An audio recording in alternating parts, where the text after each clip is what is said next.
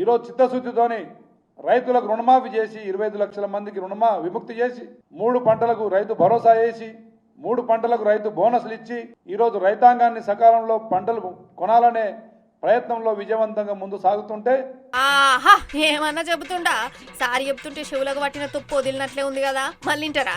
ఈరోజు చిత్తశుద్ధితోని రైతులకు రుణమాఫీ చేసి 25 లక్షల మందికి విముక్తి చేసి 3 పంటలకు రైతు భరోసా వేసి 3 పంటలకు రైతు బోనస్లు ఇచ్చి ఈరోజు రైతాంగాన్ని సకాలంలో పంటలు కొనాలనే ప్రయత్నంలో విజయవంతంగా ముందు సాగుతుంటే ఇప్పుడు ఎప్పురులా 3 మాటల రైతు భరోసా వేస్తుండట కదా రేవంత్ సారు.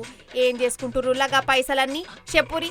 బంగారు నగలు ఎండి సామాన్లు వేసుకొని దాచుకుంటున్నా, బంగ్లాలు ఏసీ బండ్లు కొనుక్కొని దర్జాగా సౌలతులు ఎంజాయ్ చేస్తురా. ఏమో పోరి, ఒక దిక్కు రైతులంతా గోసపడుతుంటే చూస్తూనే ఉన్నాం కదా, సగం సగం కూడా ధాన్యంగా ఉంటలేరట.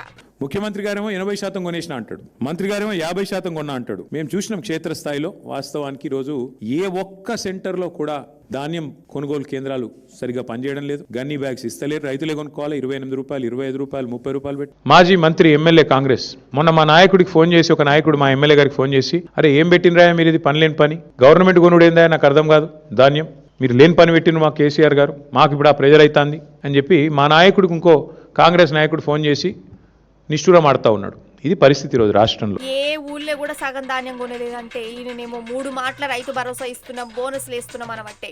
మొన్నటి యాసంగి రైతు భరోసా అందరికి పడ్డదానుల్లా. కాంగ్రెస్ వాళ్ళ మాటలకు అంతు పంతు లేకపాయ ఏం చేస్తారు.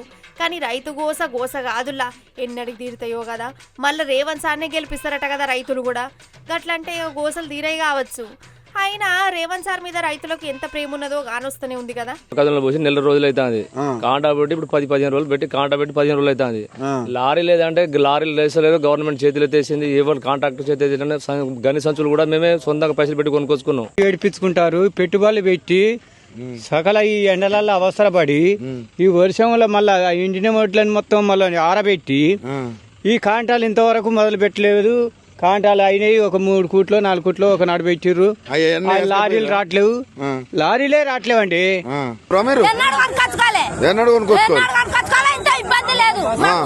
ఎట్లుందమ్మా రేవంత్ రెడ్డి పరిపాలన? ఎట్లా ఉంది? బాగున్నది, బస్సులు గిసులు బాగా పెట్టిండు కదా, మళ్ళీ ఓటు ఆయనే గెలిపియాలి. ఏమో పోర్రుల్లా కాంగ్రెస్ పార్టీ వాళ్ళ మాటల గురించి ముచ్చట పెట్టుడంటే అంత టైం వేస్ట్ ఇవ్వరమే కావచ్చు.